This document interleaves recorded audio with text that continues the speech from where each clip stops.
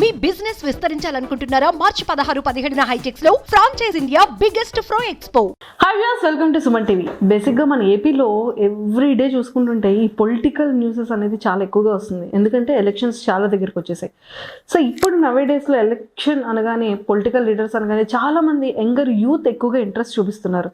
Because అంటే వాళ్ళకున్న knowledge పరంగా కానివ్వచ్చు, లేదు అంటే ప్రజల్లో ఎలాంటి టెక్నికల్ పరంగా కానీ టెక్నాలజీగా ఎలా అయితే ముందుకు తీసుకురావచ్చు, యూత్కి ఎలా సపోర్ట్ చేయొచ్చు అనే బేసిస్లో చాలా వరకు యూత్ ఎక్కువగా ఎమ్మెల్యేగా పోటీ చేయాలని అనుకుంటున్నారు. బట్ మన వైజాగ్ నుంచి, భీమిలి నుంచి అనిల్ కుమార్ గారు ఎమ్మెల్యే క్యాండిడేట్గా పోటీ చేయబోతున్నారు. ఏ పార్టీకి పోటీ చేస్తున్నారు, అతను ఇఫ్ ఇన్ కేస్ ఎమ్మెల్యే అయితే పీపుల్కి ఎలాంటి సేవలు అందించబోతున్నారు అనేది అనిల్ గారి మాటల ద్వారా తెలుసుకుందాం. హలో సార్, నమస్తే. నమస్తే. సో ఎలా ఉన్నారు? బాగున్నానండి.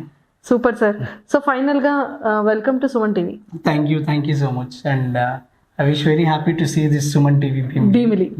భీమిలిలో ఎమ్మెల్యేగా పోటీ చేయబోతున్నారు. అవునండి. సో ఏ పార్టీ నుంచి వెళ్ళబోతున్నారు? నేను జై భారత్ నేషనల్ పార్టీ నుంచి నేను కంటెస్ట్ చేయబోతున్నానండి. అండ్ ఈ జై భారత్ నేషనల్ పార్టీ అనేది మనకి జేడి లక్ష్మీనారాయణ గారు ఎవరైతే ఉన్నారో ఆయన స్థాపించారు.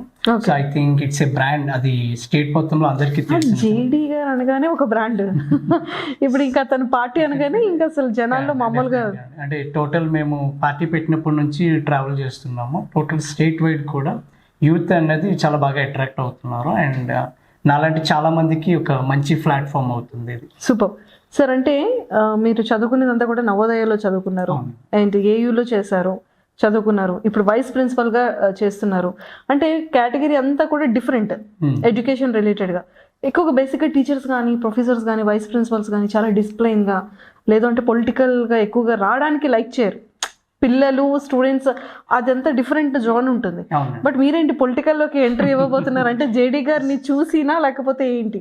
వన్ పాయింట్ అండి, యాక్చువల్గా coming to the particular area, నేను రిసైడ్ అవుతుంది భీమిలి. సో భీమిలిలో వచ్చినప్పటికి ఏంటంటే స్టేట్ మొత్తం మీద హైయెస్ట్ ఓటింగ్ ఉన్న ఏకైక కాన్స్టిట్యున్సీ భీమిలి అండి. అండ్ ఈ కాన్స్టిట్యున్సీకి వచ్చినప్పటికి మనకి టోటల్ ఓటర్స్ 3.53 lakhs అండి. సో స్టేట్ అంటే 175 కాన్స్టిట్యున్సీలో ఇదే హైయెస్ట్. అండ్ సెకండ్ పాయింట్ ఏంటంటే ఇక్కడికి వచ్చినప్పటికీ మేబీ భీమిలికి ఉన్న దౌర్భాగ్యమో అన్నాలో ఇంకేమో చెప్పాలి, కానీ ప్రతిసారి కూడా ఎవరో ఒక కొత్త లీడరు ఎక్కడి నుంచో రావడం, ఎక్కడ వచ్చి కంటెస్ట్ చేయడం, మళ్ళీ ఈ ఎలక్షన్స్ అయిపోగానే వాళ్ళు వేరే ప్లేస్కి వెళ్ళిపోవడం అనేది జరుగుతుంది. So apart from my professional things, నేను as a Bhimili local candidate కింద I feel very pity. So దానికోసమని నేను ఆల్మోస్ట్ లాస్ట్ 2 years నుంచి ఐఎమ్ జస్ట్ ప్లానింగ్.